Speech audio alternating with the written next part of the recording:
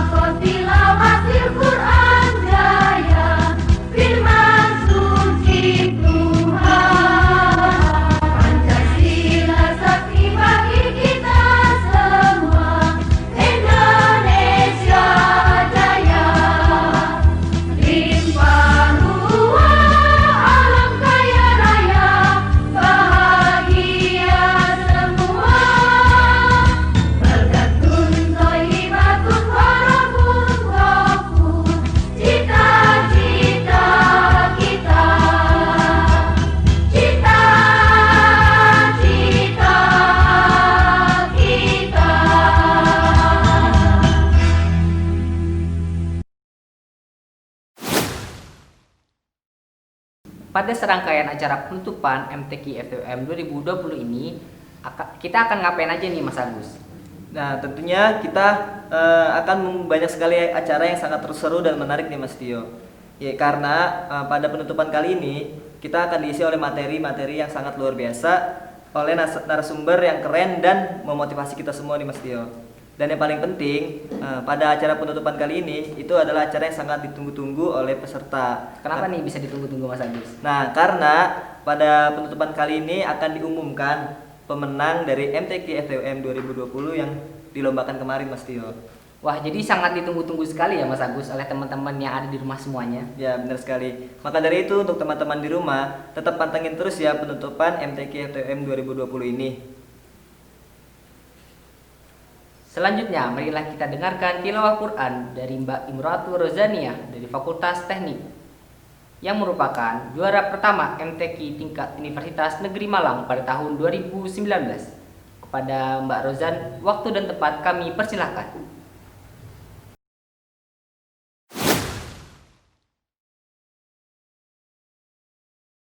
Assalamualaikum warahmatullahi wabarakatuh.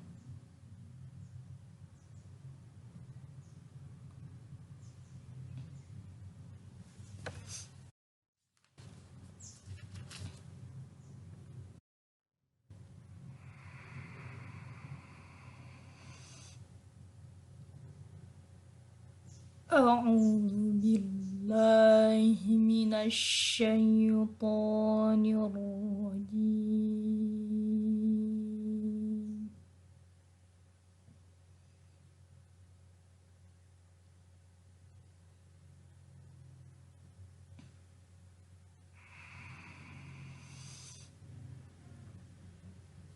Bismillahirrahmanirrahim.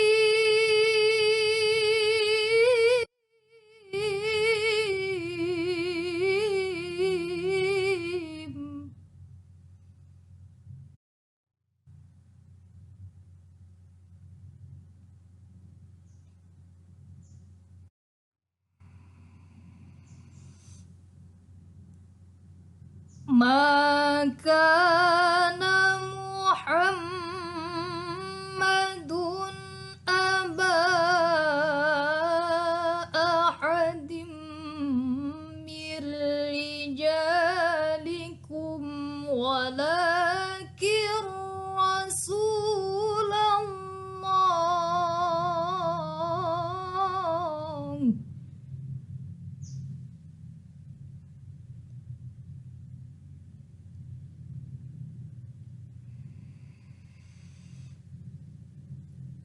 Walakin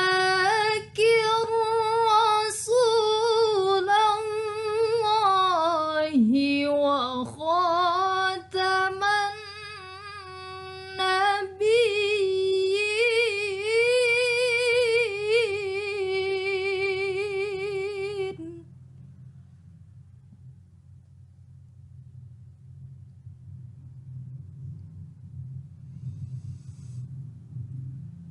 Wa kana Allahu bikulli syai'in alima.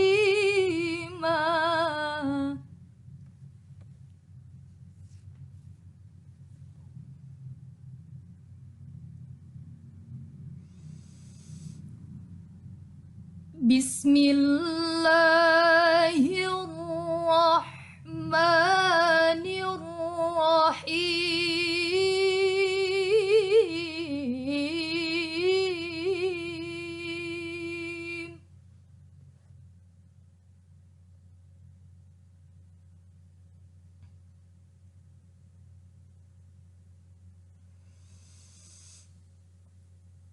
لقد كان لكم في رسول الله أسوة حسنة لمن كان يرجو الله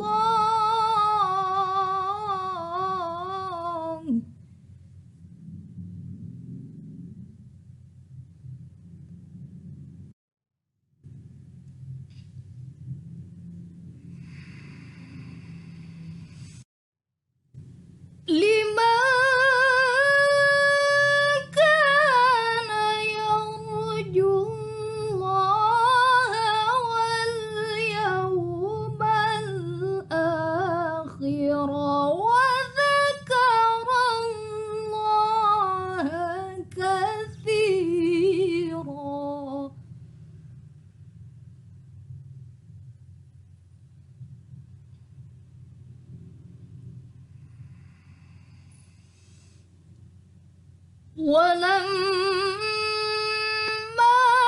رأى المؤمنون الأحزاب قالوا هذا ما وعدنا الله ورسوله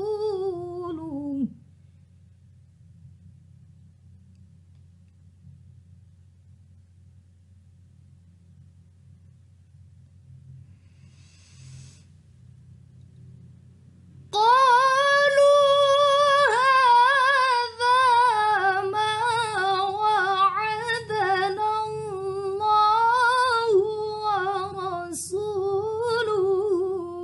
وصدق الله ورسوله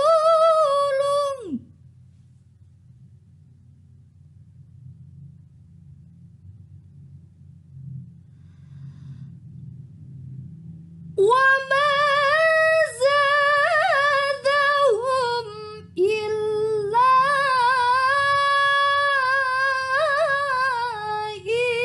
إيمانا وتسليما وما زادهم إلا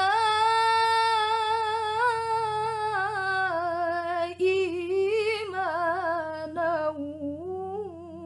وتسليما صدق الله العظيم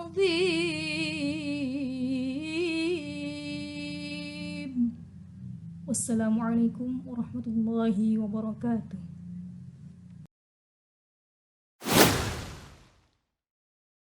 Allahumma arhamna bil Quran. Wah, suaranya Mbak Rozan ini sangat bagus sekali ya Mas Tio. Benar banget nih, suara dari Mbak Rozan ini sangat menenangkan hati sekali. Tidak heran sih jika Mbak Rozan ini yang membaca tilawah Quran, karena merupakan juara pertama MTQ tingkat universitas tahun 2019. Terima kasih kepada Mbak Rozan atas pembacaan ayat suci Al-Qur'annya. Semoga kita mendapat keberkahan semua ya Mas Tio. Benar banget. Langsung saja memasuki acara yang selanjutnya, yaitu penyampaian materi dari Ustadz Faris Khairul Anam LCM HI yang akan membawakan materi kiat-kiat semangat membaca Al-Quran. Kepada Ustadz Faris, waktu dan tempat dipersilakan.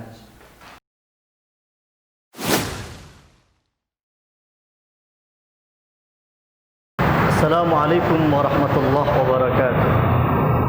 Alhamdulillah Rabbil Alamin. Wassalatu wassalamu ala habibina wa syafi'ina wa qurrati a'yunina sayyidina Muhammadin wa ala alihi wa ashabihi ajma'in, amma ba'd. Para peserta MTQ Fakultas Teknik Universitas Negeri Malang yang dimuliakan oleh Allah Subhanahu wa taala, bagaimana kita mengamalkan nilai-nilai Al-Quran dalam kehidupan kampus? Pertama, kita yakin bahwa Al-Quran adalah hudal linnas, petunjuk bagi seluruh manusia tanpa terkecuali. Dan ketika kita membicarakan Al-Quran, maka sekaligus kita akan membicarakan universalitas ajaran agama Islam, di mana bagaimana kita mengukur kebaikan seseorang dalam agama kita. Al-Quran menyatakan dalam salah satu ayatnya, wabtaghi fima ataqallahu ad-daral akhirata wa la tansa nasibaka minad dunya wa ahsin kama ahsanallahu ilaika wa la tabghil fasada fil ardi innallaha la yuhibbul mufsidin. Ada 3 wilayah penerapan nilai Al-Quran menurut ayat Al-Quran ini. Yang pertama adalah wilayah teologis, hubungan kita dengan Allah Subhanahu wa ta'ala. Yang kedua adalah wilayah sosiologis, hubungan kita dengan sesama manusia. Dan yang ketiga adalah hubungan kita dengan lingkungan, hubungan kita dengan alam semesta yang kita kenal dengan istilah kosmologis. Wabtaghi fima ataqallahu ad-daral akhirata wa la tansa nasibaka minad dunya. Intinya potongan ayat ini menjelaskan kepada kita, carilah kebahagiaan negeri akhirat. Berarti ini wilayah teologis, hubungan kita dengan Allah. Bagaimana kita menerapkan ini dalam kehidupan kita, dan kalau kita kembalikan dalam kehidupan kampus atau kemudian kita lebarkan kajian kita, Sayyidina Luqman menasihatkan kepada putra beliau ketika beliau mengatakan, ya bunayya la tusyrik billah, wahai anakku, jangan sekali-kali kau menyekutukan Allah. Dalam ayat berikutnya Luqman mengatakan yang maknanya adalah, bila kamu melakukan perbuatan apapun, sebesar atau sekecil benda apapun, pasti akan diketahui oleh Allah Subhanahu wa taala. Berarti wilayah teologis, selain kita beribadah mahdhah, melakukan salat, melakukan puasa, mengeluarkan zakat, tentu selain itu dalam wilayah yang lain kita harus menjadi pribadi yang bertanggung jawab, menjadi pribadi yang jujur, karena kita yakin semuanya ada tanggung jawabnya di hadapan Allah Subhanahu wa taala. Yang kedua, wa ahsin kama ahsanallahu ilaika. Berbuat baiklah kepada sesama manusia sebagaimana Allah berbuat baik kepada dirimu. Ini adalah wilayah yang kedua, wilayah sosiologis, hubungan kita dengan sesama manusia. Bila yang pertama selama ini kita kenal dengan wilayah hablum minallah, maka yang kedua dikenal sebagai hablum minan nas. Bagaimana kita menghormati yang lebih tua, menyayangi yang lebih kecil, bagaimana kita menerjemahkan rahmat Allah yang telah dikaruniakan kepada kita agar kita memberikan kasih sayang kepada sesama, kita memenuhi hak kewajiban kita sebagai mahasiswa. Demikian juga sivitas akademika, baik dosen maupun tenaga pendidikan, memberikan sesuatu yang terbaik, pelayanan kepada orang lain, kepada mahasiswa dalam hal ini adalah juga wilayah kesolehan yang harus kita terapkan dalam dunia kampus. Orang dikatakan bukan menjadi orang yang soleh bila hanya baik dalam hubungannya dengan Allah. Dia melakukan sholat berjamaah, sholat 5 waktu, tapi hubungannya dengan sesama tidak baik, maka tentu belum menjadi ukuran kesolehan yang ideal dalam agama kita. Kalau kemudian hablum minallah sudah baik, hablum minan nas juga sudah baik, apakah kemudian sudah menjadi jaminan orang itu dikatakan sebagai orang yang soleh dan soleha? Ternyata tidak. Bagaimana wilayah yang ketiga, penerapan nilai-nilai Al-Quran juga kita terjemahkan dan kita wujudkan, tidak lain dan tidak bukan adalah wilayah kosmologis. Karena dalam akhir ayat tersebut dikatakan, wala tabghil fasada fil ardi innallaha la yuhibbul mufsidin. Janganlah berbuat kerusakan di muka bumi, karena Allah tidak suka orang-orang yang berbuat kerusakan. Berarti berdasarkan ayat ini kita dilarang untuk melakukan illegal logging, illegal fishing, membuang sampah sembarangan. Maka ini juga menjadi kewajiban kita. Kita mau menjadi alumni, kita mau berperan di dunia kehidupan masing-masing sesuai profesi kita, maka jagalah alam semesta, jagalah lingkungan, lakukan konservasi lingkungan. Maka insya Allah ini juga menjadi salah satu ukuran kesolehan kita, teologis, sosiologis, dan kosmologis.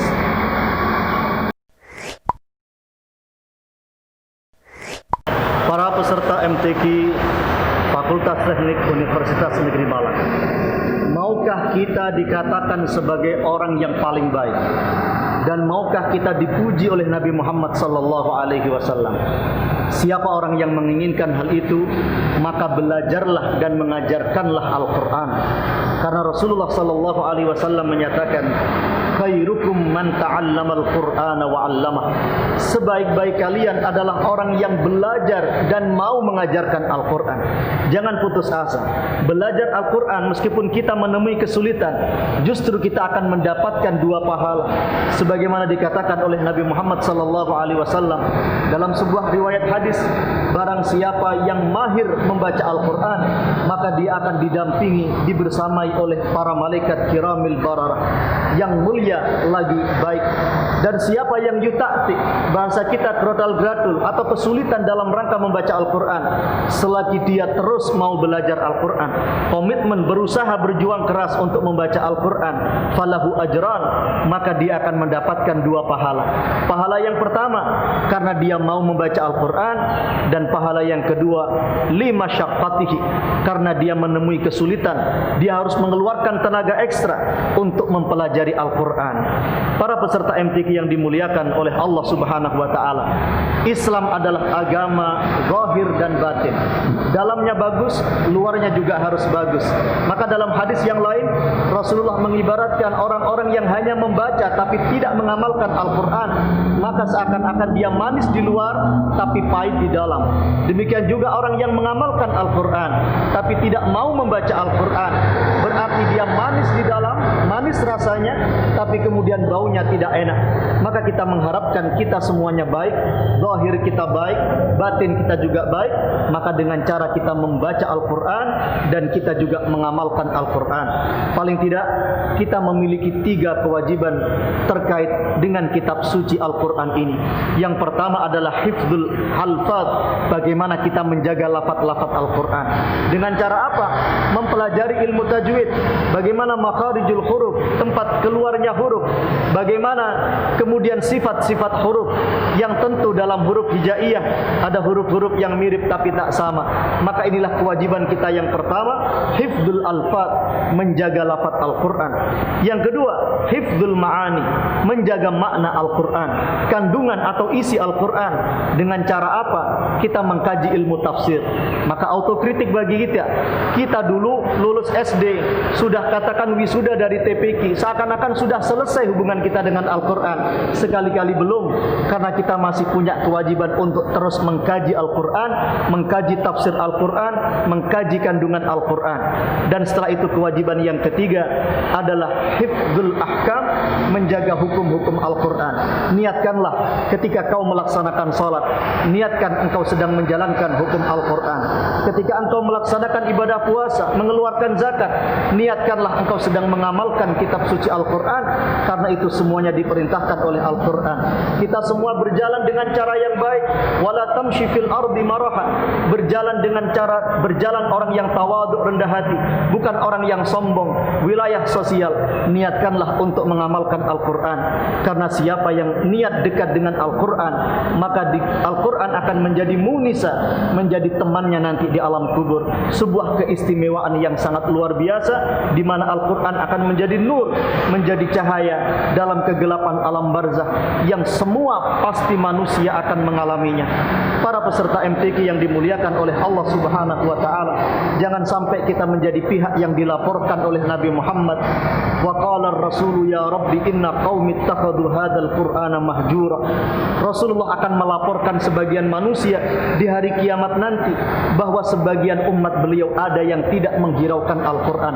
Naudzubillah tsumma naudzubillah min dzalik. Kita harapkan Nabi Muhammad menjadi saksi yang meringankan kita di hadapan pengadilan Allah Subhanahu wa taala.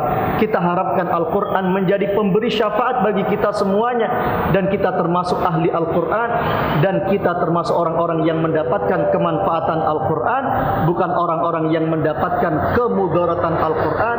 Karena Al-Qur'an imma laka wa imma alaika, kadang menguntungkanmu tapi juga kadang berbahaya untukmu. Semoga kita semuanya menjadi ahli Al-Qur'an.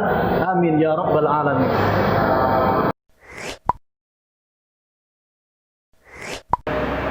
Kiat-kiat agar kita semangat untuk belajar dan mengamalkan Al-Qur'an. Yang pertama, kita harus meyakini bahwa Al-Qur'an ini adalah pedoman hidup kita. Maka ibarat orang yang membeli sebuah alat elektronik, dan untuk mengaplikasikan atau menggunakan alat elektronik itu harus ada pedoman yang harus kita ikuti, yang dikeluarkan oleh pabrik yang mengeluarkan alat itu. Maka tentu kita akan selamat, kita tentu akan berhasil menggunakan alat itu bila kita mengikuti petunjuk yang telah dikeluarkan oleh pabrik yang memproduksi alat tersebut. Sama dengan kita sebagai manusia memiliki pedoman hidup, yakni Al-Qur'an. Maka kalau kita akan lepas dari petunjuk yang telah digariskan oleh Al-Qur'an, yang diturunkan oleh Allah yang menciptakan kita, menciptakan manusia, menciptakan alam semesta, maka kita akan rusak, kita akan binasa, dan kita akan celaka. Kembalilah kepada Al-Qur'an dengan cara kita mempelajari bagaimana kita menjaga lafadznya, menjaga pengamalannya, dan menjaga hukumnya. Kitab ini adalah hudal linnas, petunjuk bagi kita sebagai manusia. Yang kedua, ketika kita membaca Al-Qur'an, kita akan benar-benar dicucuri pahala oleh Allah Subhanahu wa taala. Nabi Muhammad sallallahu alaihi wasallam menyatakan bahwa setiap huruf dalam Al-Qur'an itu ada satu pahala. Ada satu pahala. Nabi Muhammad mengatakan la naqulu alif lam mim harf. Aku tidak mengatakan alif lam mim itu satu huruf, tapi alif harfun. Huruf alif itu satu huruf, wal lamu harfun. Huruf lam juga satu huruf, wal mimu harfun, dan huruf mim juga adalah satu huruf. Berarti ketika kita membaca alif lam mim, berarti sudah ada 3 huruf. Dan dikatakan oleh Nabi Muhammad, setiap kebaikan dalam setiap huruf Al-Quran dilipat gandakan 10 kali oleh Allah Subhanahu wa ta'ala. Berarti ketika kita membaca alif lam mim, sudah ada 30 kebaikan, 30 pahala yang akan diberikan oleh Allah Subhanahu wa ta'ala. Bagaimana dengan surat Al-Fatihah yang kita baca paling tidak mengikuti salat fardu, ada 17 rakaat. Tiap rakaat kita membaca surat Al-Fatihah, berarti sudah ada 17 kali kita membaca surat Al-Fatihah dalam setiap hari. Berapa pahala dari Allah Subhanahu wa taala yang diberikan kepada kita ketika kita membaca surat Al-Fatihah ini. Makanya orang tua kita mengajarkan, paling tidak orang tua itu surat Al-Fatihah saja jangan dikasihkan kepada guru TPQ, ajari sendiri. Kalau diajarkan oleh guru TPQ, nanti yang mendapatkan pahala hanya guru TPQ. Anak cucu kita, semua keluarga kita, minimal surat Al-Fatihah kita yang mengajarkan kepada mereka. Ini disampaikan oleh para ulama dan tetua kita karena melihat bagaimana besarnya pahala Al-Quran. Bahkan derajat di surga nanti yang akan dicapai oleh seorang manusia adalah ayat terakhir, jumlah huruf, jumlah ayat yang dia baca ketika dia hidup di dunia. Dan derajat di surga ini luar biasa tingginya, ma bainas sama'i wal ard, antara langit dan bumi. Maka ini menjadi motivasi internal bagi kalian dan kita semuanya untuk gemar membaca Al-Quran. Yang terakhir, para peserta MTQ dan seluruh keluarga besar Fakultas Teknik Universitas Negeri Malang, mulai dah dari yang sedikit. Karena kalau yang sedikit kita tidak bisa, bagaimana dengan yang banyak kita akan mampu menjalankannya. Paling tidak kita mempelajari tahsin, bagaimana kita mempelajari membaca Al-Quran dengan baik.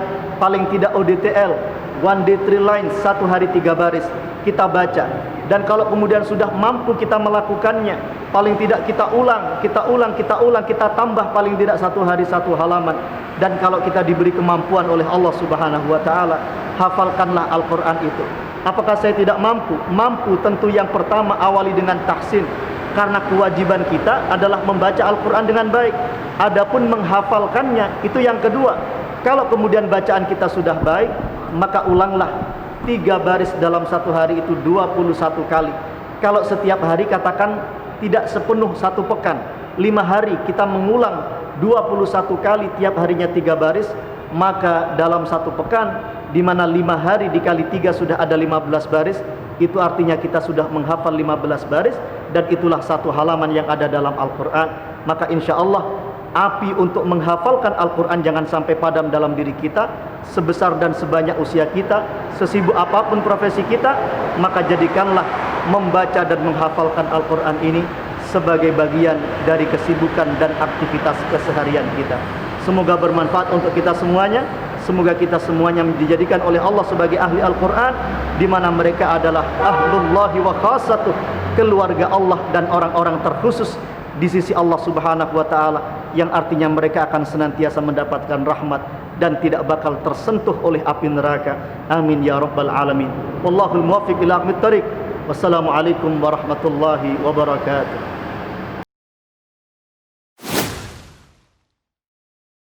Masya Allah, terima kasih atas materi yang diberikan oleh Ustadz Faris. Sungguh luar biasa sekali ya Mas Agus. Semoga materi yang diberikan dapat bermanfaat bagi kita semua untuk menekuni dan menerapkan nilai-nilai pada Al-Quran. Amin. Selanjutnya akan ada materi motivasi oleh Mas Austin Pascal Iskandar yang merupakan juara MDAKI tingkat nasional. Kepada Mas Pascal, waktu dan tempat kami persilakan.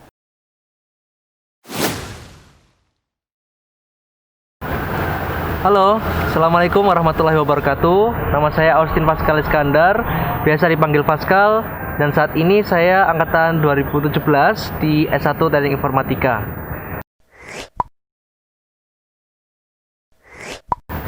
Teman-teman pada tahu semua nggak tentang DAKI? Ya, namanya DAQ, Desain Aplikasi Quran. Saya sendiri sebenarnya telah mengikuti kompetisi DAQ nasional MTQ, Musabaqah Tilawatil Quran, di mana sebenarnya kompetisi ini itu adalah merupakan kompetisi yang mencakup berbagai macam lomba-lomba tentang kearkunanan ya. Ada juga yang seperti KTIA, karya tulis ilmiah Al-Quran dan lain sebagainya. Dan pada dasarnya DAQ merupakan kompetisi desain aplikasi Quran yang memang difokuskan untuk menyelesaikan suatu permasalahan terkait dunia keislaman, yang mana di DAQ ini akan berfokus untuk mencari suatu solusi untuk mengatasi masalah tersebut dengan digitalisasi, seperti menggunakan aplikasi atau hanya juga bisa berupa bentuk desain aplikasi.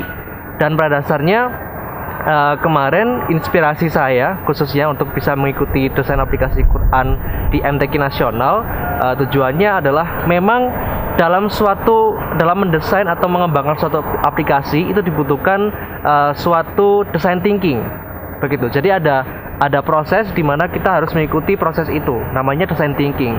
Design thinking ini yang paling penting sebagai poin awalnya adalah empathize atau empati. Di sini kami melakukan brainstorming lebih jauh, lebih dalam tentang permasalahan yang ada di masyarakat saat ini. Kemudian bagaimana caranya melalui empati tersebut, melalui permasalahan tersebut, kami tuangkan ide-ide kreatif kami untuk bisa membuat satu desain aplikasi dan nantinya bisa dikembangkan menjadi aplikasi yang bermanfaat bagi masyarakat. Dan kebetulan untuk DAQ kemarin kami mengusung suatu aplikasi yang bernama Khalifa, di mana aplikasi ini bisa membantu masyarakat untuk memudahkan masyarakat belajar Al-Quran dengan baik dan benar. Dan pada dasarnya kami mendasari suatu hadis riwayat Bukhari yang berbunyi, khairukum man ta'allama al-Qur'ana wa 'allama. Sebaik-baiknya orang adalah yang belajar Al-Quran dan mengajarkannya.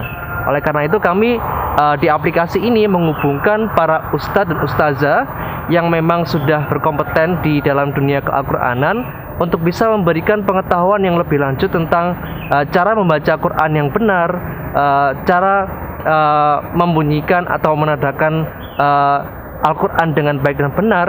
Dan kami memberikan kemudahan kepada masyarakat yang masih memiliki tingkat kemampuan baca Al-Quran yang rendah dan juga masih belum bisa membaca dengan baik untuk bisa melakukan booking. Jadi kalau misalnya teman-teman tahu yang namanya Gojek, yang namanya Grab, simply aplikasi ini hanya menghubungkan masyarakat hanya melalui proses pemesanan booking, dan mereka juga bisa menggunakan mapping dan ustadz-ustadz atau ustazah yang berdekatan dengan mereka bisa langsung memesannya dengan sangat sederhana seperti itu. Dan bagi teman-teman yang ingin ikut DAQ merupakan suatu cabang desain aplikasi Quran. Kalau misalnya teman-teman ikut Al-Quran Study Club UKM di UM, di situ akan lebih dalam lagi mengetahui brainstorming dengan teman-teman yang lebih bervariasi dari berbagai macam jurusan, sehingga akan menemukan insight-insight baru di berbagai macam sektor, misalnya di ekonomi dan juga di bidang teknik dan lain sebagainya.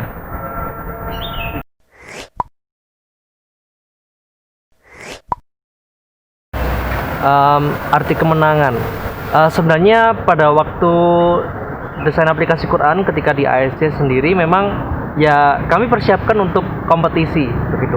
Tapi jangan lupa tujuan utama kita mengikuti DAQ sendiri adalah kita menyelesaikan satu masalah yang ada begitu. Jadi ada yang namanya design thinking tadi seperti yang saya katakan, yaitu empathize ya. Kita harus tahu permasalahannya seperti apa, cara penyelesaiannya seperti apa. Di DAQ sendiri kita brainstorming cara menyelesaikan masalah itu seperti apa begitu. Dan pada dasarnya kalau misalnya ketika telah diikuti suatu perlombaan dan alhamdulillah berhasil, bagi kami sendiri, saya dan tim, kami merasa sangat bersyukur sekali bisa mendapatkan bonus ya. Jadi bisa dibilang ini merupakan suatu bonus yang kami dapatkan karena pada dasarnya tujuan utama tersebut merupakan titik fokus kami untuk mengembangkan suatu aplikasi ini gitu. Jadi kami sangat bersyukur juga memiliki pembimbing yang sangat berkompeten dan juga sabar dalam membimbing kami khususnya di desain aplikasi Quran. Kami sangat bersyukur dan merasa sangat senang sekali. Kebetulan juga saya ceritakan sedikit, kemarin di waktu MTQ nasional yang tahun lalu kami sangat deg-degan begitu. Kami sangat deg-degan. Walaupun memang tujuan utama kami sebenarnya ya memang ada di kompetisi, tetapi ada deg-degannya juga ketika waktu pengumuman final begitu. Karena DAQ ini diumumkan ketika di akhir acara, di akhir-akhir banget gitu. Jadi DAQ inilah kemarin yang mungkin bisa dikatakan sebagai penentu UM ini menjadi juara umum begitu. Jadi kemarin itu hanya beda 1 poin dari universitas yang sebelah begitu. Jadi kami juga agak deg-degan dan alhamdulillah perjuangan selama beberapa bulan kami sempat dikarantina, kami sempat diikutkan banyak sekali mentoring dengan berbagai dosen dari berbagai jurusan, dan alhamdulillah usaha yang telah kami laksanakan berbuahkan hasil yang manis.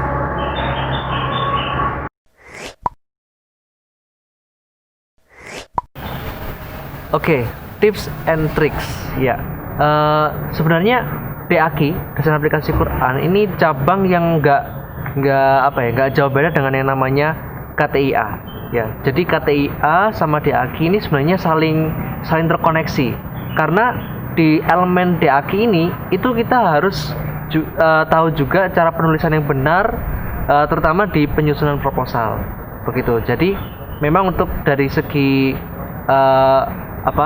tipsnya supaya lebih bagus lagi, memang kita tekankan di proposalnya gitu. Ada elemen KTI-nya, ada elemen karya tulisnya di situ, karya ilmiahnya. Jadi selain di aplikasi, kita juga harus fokus ke penulisannya. Maka dari itu memang sebenarnya dalam mengikuti lomba DAQ ini nggak harus dari elektro aja gitu. Maksudnya kita sendiri kalau misalnya mau mengikuti dari teknik misalnya, tapi kita juga harus cari teman-teman lainnya yang dari jurusan kita, dari jurusan lain maksudnya gitu. Jadi misalnya dari jurusan manajemen. Nah, dari jurusan manajemen itu nanti yang mengatur misalnya dari segi manajemen keuangannya gimana, terus finansialnya atau rencana jangka panjangnya seperti apa untuk proses pengembangannya. Nah, selain itu teman-teman juga bisa menggait atau menggandeng teman-teman yang memang mengikuti UKMP misalnya, UKM kepenulisan. Nah, mereka kan pasti jago banget dalam tulis menulis begitu. Jadi memang dalam satu tim itu harus jelas posisinya seperti apa, kemudian pembagian job desk-nya seperti apa. Kalau kemarin memang di DAQ, di MTQ nasional kebetulan di Aceh, dan peraturannya itu hanya cewek ya cewek, timnya kalau cowok ya cowok gitu, nggak boleh cewek cowok gitu. Dan kebetulan hanya 2 orang. Nah, kebetulan pas waktu di MTQ Universitas kemarin itu sebenarnya ada tiga orang satu tim. Saya kemarin ada 3 orang, tapi akhirnya dipangkas jadi 2 orang. Dan itu pun akhirnya merupakan pengalaman yang sangat baru sih, dan sangat menantang juga, karena kami yang awalnya pembagian tugasnya atau job desk-nya sudah terarah dan terstruktur, kami bagi lagi begitu. Jadi yang akhirnya saya merangkap tugasnya. Dan tapi alhamdulillah kemarin memang sangat intens sekali pembimbingnya, sampai di karantina berbulan-bulan, dan semuanya berjalan dengan lancar. Alhamdulillah.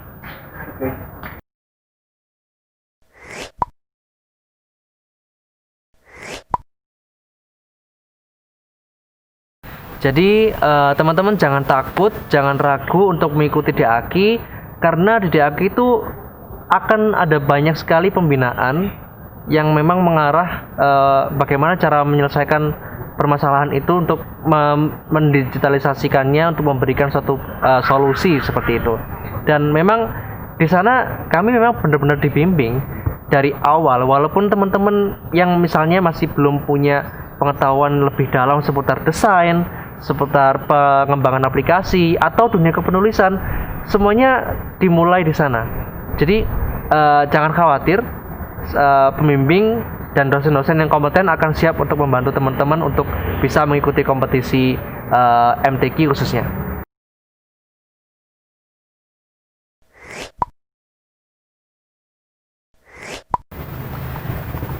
DAQ khususnya, desain aplikasi Quran, belajar desain.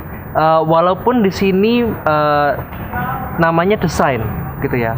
Tapi pada dasarnya mungkin sedikit mendapatkan tips dan trik tadi bahwa aplikasi namanya desain, memang kita membuat desain. Tetapi di situ akan lebih plus lagi, akan ada nilai plus lagi ketika desain tersebut sudah diimplementasikan, gitu. Sudah dijadikan suatu aplikasi, gitu. Jadi selain belajar desain, teman-teman nanti kalau ikut di AKI juga akan belajar tentang pengembangan aplikasinya. Ntar bisa banyak sekali platform yang diinginkan. Teman-teman bisa pakai Android, bisa juga pakai Adobe Flash ya. Mungkin yang sudah lama tapi nggak apa, bisa dikembangkan juga. Atau aplikasi berbasis desktop atau juga berbasis web juga bisa gitu. Jadi desainnya itu juga tidak terbatas. Teman-teman bisa belajar banyak sekali di YouTube untuk sebagai pemula, itu banyak sekali. Kebetulan saya memang sebenarnya lebih fokus ke pemrograman, tetapi akhirnya saya merangkap menjadi desain juga, full stack developer. Ya kebetulan memang banyak sekali yang saya dapatkan di internet gitu. Jadi saya sambil belajar juga di YouTube, kemudian di online course yang gratis gitu ya. Ada banyak sekali yang teman-teman bisa ikuti kok. Jadi tetap juga belajar sama mentor-mentor gitu. Jadi nanti kalau ketika mengikuti di AKI itu akan ada mentoring gitu. Dan biasanya mentornya itu merupakan alumni-alumni yang telah mengikuti MTQ sebelumnya gitu. Jadi bisa juga belajar secara otodidak dan juga belajar bersama dengan mentor-mentor ya.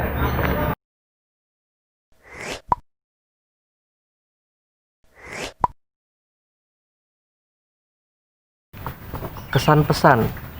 Kalau kesan ya di DAQ sendiri saya akhirnya mendapatkan banyak sekali pengetahuan baru, khususnya di bagian kepenulisan ya. Jadi sebenarnya saya lebih ke bagian teknisnya untuk pembuatan aplikasi, tapi di situ kan juga ada sisi kepenulisan. Jadi saya juga bekerja sama dengan teman-teman yang memang di KTIA khususnya, dan juga tim saya sendiri yang memang punya ability, punya capability untuk menulis dengan baik dan benar. Jadi di sana juga selain saya ngoding, saya bikin aplikasi, juga akhirnya saya belajar juga tuh gimana cara menulis yang baik gitu. Dan selain itu kita dipertemukan dengan orang-orang yang memang di luar dengan bidang kita. Misalnya ada KTIA juga, ada yang di bagian tilawah, kemudian ya bermacam-macam lah cabang-cabang MTQ ya. Dan di situ memang kami bangun rasa kebersamaan, rasa kekeluargaan bersama dengan teman-teman semuanya, dan alhamdulillah bisa menjalin hubungan silaturahmi dan kekeluargaan yang harmonis, bisa dibilang seperti itu, dan mendapatkan wawasan baru di berbagai macam aspek seperti itu. Jadi untuk pesannya juga buat teman-teman, jangan takut untuk mencoba, dan kebetulan memang kesan saya ketika waktu mengikuti DAQ kan sesuai dengan hobi yang saya miliki gitu. Kalau teman-teman memang punya hobi juga di bagian desain aplikasi atau juga langsung pengembangan aplikasinya, bisa kok. Jangan ragu-ragu untuk mengikuti desain aplikasi Quran ini sampai untuk kedepannya bisa mengikuti kompetisi juga gitu. Dan untung-untung kalau misalnya teman-teman bisa mengikuti kompetisi dan dapat juara, alhamdulillah juga bisa menambah portofolio dari teman-teman sekalian gitu. Jadi semangat terus bagi teman-teman, jangan lupa untuk selalu berjuang, selalu semangat untuk belajar lebih baik lagi dan lebih giat lagi untuk lebih gampang lagi mendapatkan kejuaraan misalnya di bidang kompetisi, khususnya di desain aplikasi Quran. Sekian dari saya, terima kasih. Assalamualaikum warahmatullahi wabarakatuh. Salam Cakrawala.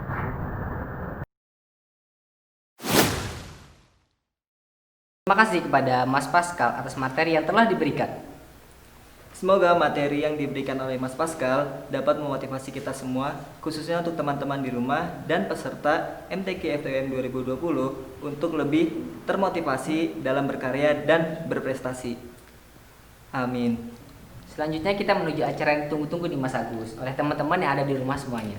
Pastinya nih Mas Tio, karena setelah ini akan ada pengumuman juara dari setiap cabang musabakoh pada perlombaan MTQ FTUM 2020 nih Mas Tio. Untuk cabang yang pertama ada Musabakoh Hifzil Quran. Pada cabang ini akan diambil 3 juara terbaik. Langsung saja, juara Musabakoh Hifzil Quran MTQ FTUM 2020 adalah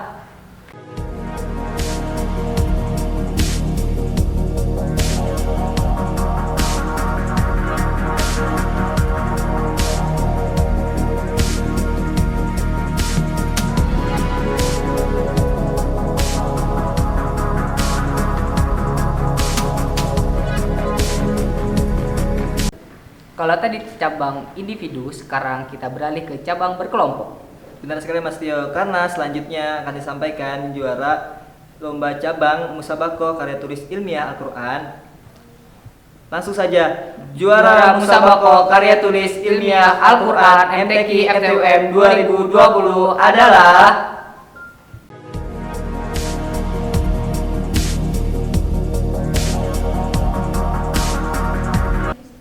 Untuk takai selanjutnya adalah cabang individu, yaitu Musabakoh Tartil Quran. Tanpa basa-basi lagi, langsung saja. juara musabakoh tartil Quran MTQ FTUM 2020 adalah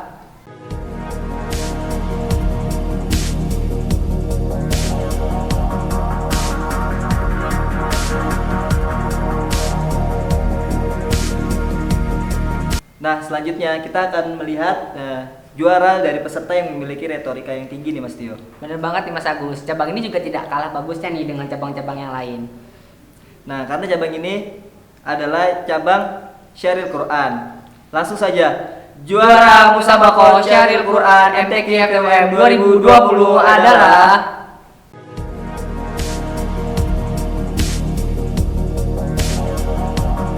Wah, sungguh luar biasa sekali ya pemenang cabang-cabang musabakoh sebelumnya Mas Agus. benar sekali Mas. Sekarang kita kembali lagi nih ke cabang berkelompok, yakni Musabakoh Desain Aplikasi Al-Quran. Tanpa berlama-lama lagi, langsung saja. Juara musabakoh desain aplikasi Al-Quran MTQ FTUM 2020 adalah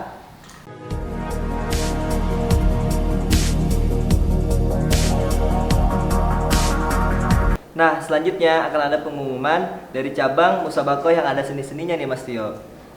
Yaitu cabang musabakoh Khatil Quran atau cabang musabakoh kaligrafi Al-Quran. Langsung saja, juara musabakoh Khatil Quran MTQ FTUM 2020 adalah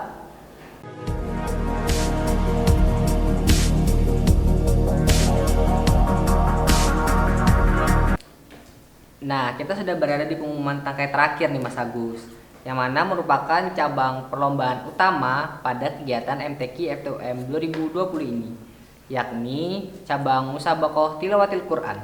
Langsung saja, juara musabakoh Tilawatil Quran MTQ FTUM 2020 adalah